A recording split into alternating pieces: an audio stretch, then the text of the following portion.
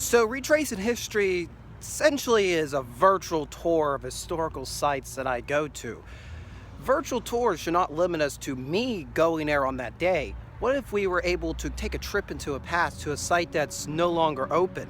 Today, we are going to be walking through the Thunderground, aka the Mystery Flesh Pit, which at one time was a national park down in Texas. Now, you're going to learn why we can't go down into it and why it's no longer open, but sit back and enjoy as we learn about the superorganism in the Permian Basin of Texas.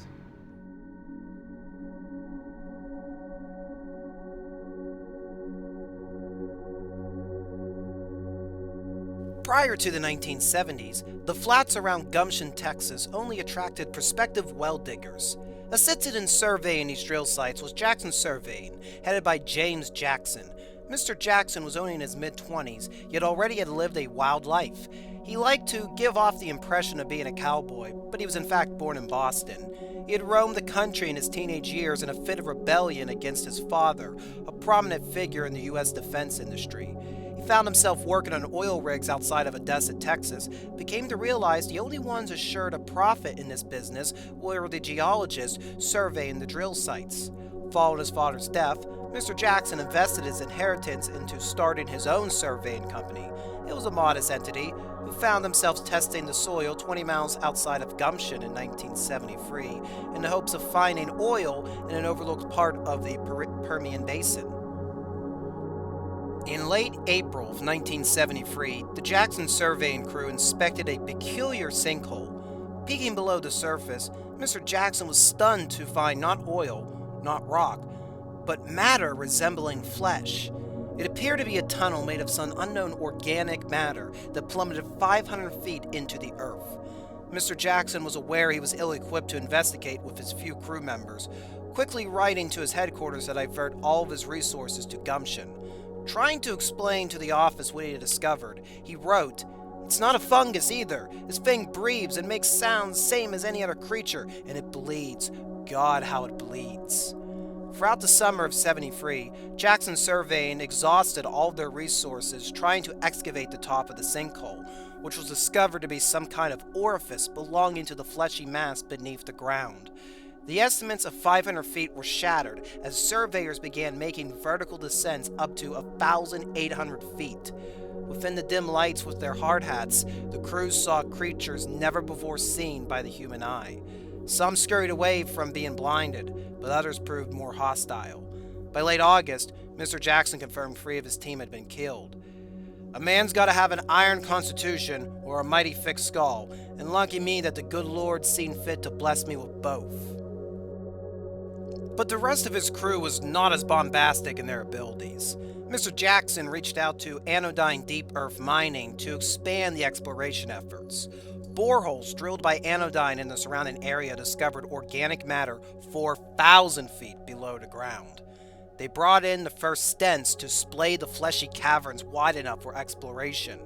They discovered chambers over 300 feet tall, sphincters creating passageways so narrow one must squeeze through them, seas of gastric acid, and rooms filled with fluid that seemed to host healing properties.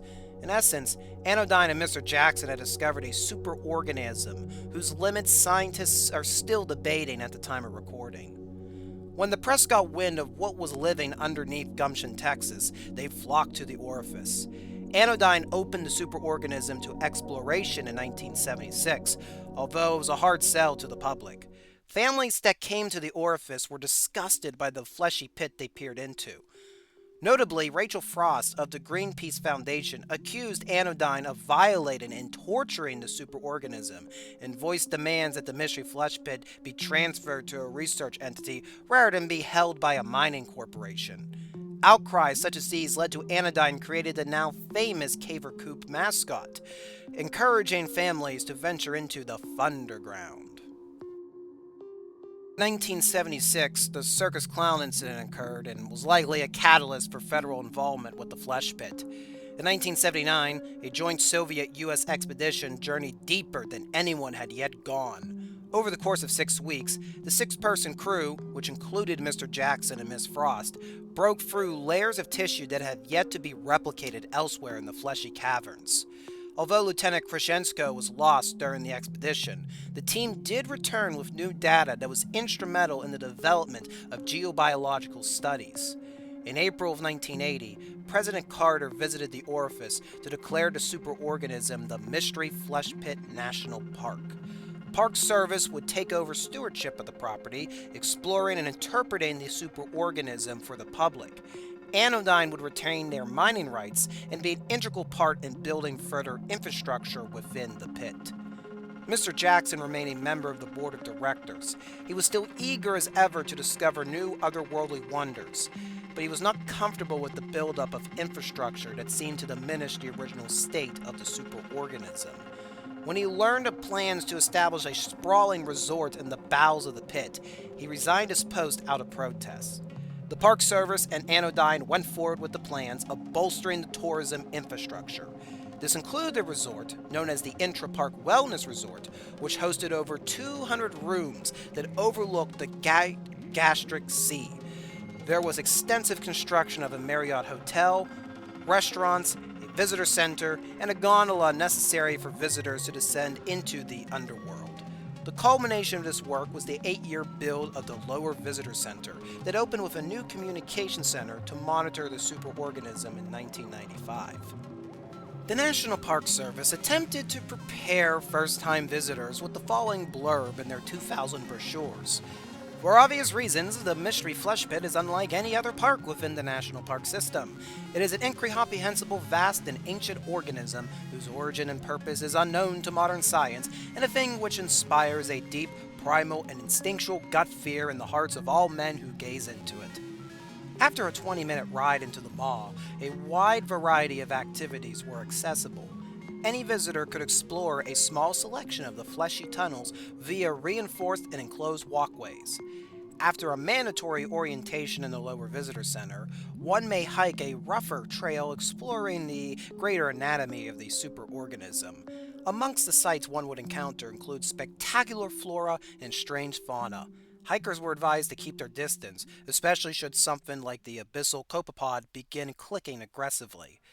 The more daring of hikers would try to scale up or down the bronchial forest, touted as a living, breathing forest. The park only allowed public access to the forest in winter months. During the summer, uninhabitable heat and carbon dioxide plagued the forest. During this down period, hikers could turn instead to navigate the Sinaloa Oregon up to the Morrow formations known as the Fondue Village.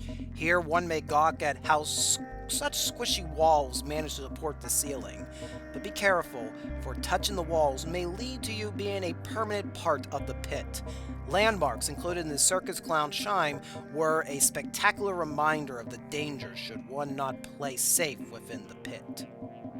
The most popular attraction was the thermal springs. For the proper fee, visitors had access to a variety of nodes that produced a fluid ballast theorized to be part of the superorganism's endocrine system. More commonly referred to as amniotic fluid, this ballast possesses special healing properties and acts as an aphrodisiac. Those who entered the baths had to do so with no clothing, as the Park Service warned artificial dyes would harm the superorganism. Although anyone could enjoy the main bath, the higher potent baths were restricted to guests 18 and older. Those wanting to enter the libido bath were advised to consult a religious, mystic, or sexual wellness counselor before they entered.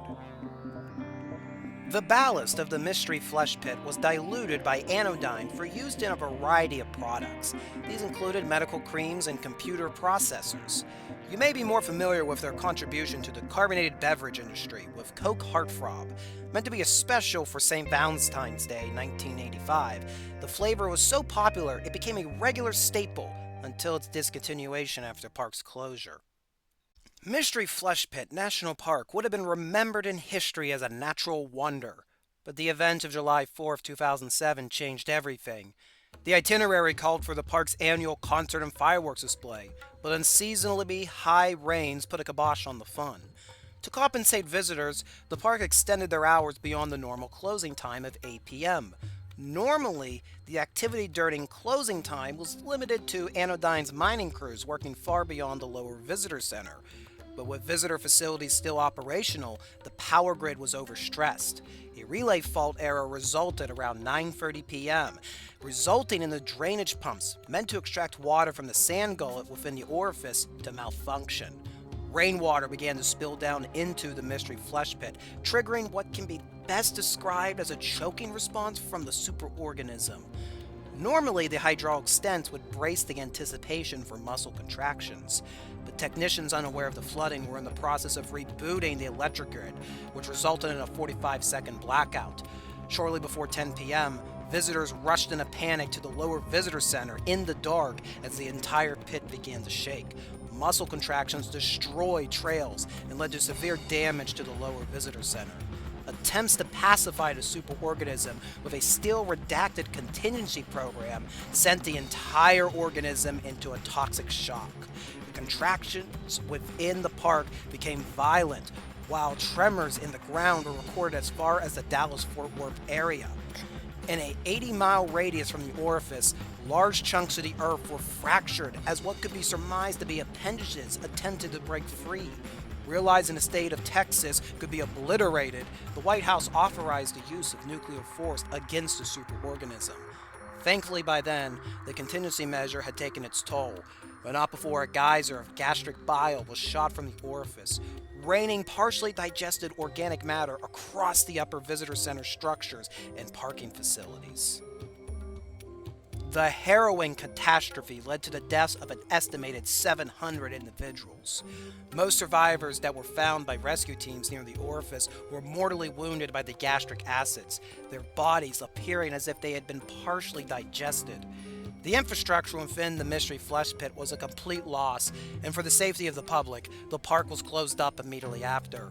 Consequently, Anodyne was forced to file for bankruptcy from the catastrophic loss of their equipment and inability to continue mining within the flesh pit.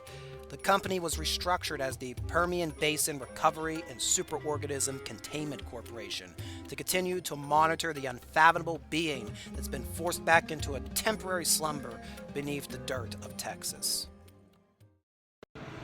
So that's the Mystery Flesh Pit National Park, and that's why you can't go into it. If you enjoyed this video, be sure to hit the like button down below if you want to see more videos like this, and hopefully I'll take you to sites that are open and you won't be swallowed whole in. Be sure to subscribe to Redoubt Productions, and if you want to go the extra mile, you can buy me a cup of cappuccino with my Ko-fi link, which is in the description below. Well, hopefully the feds don't come for me on this video. We'll see you next time.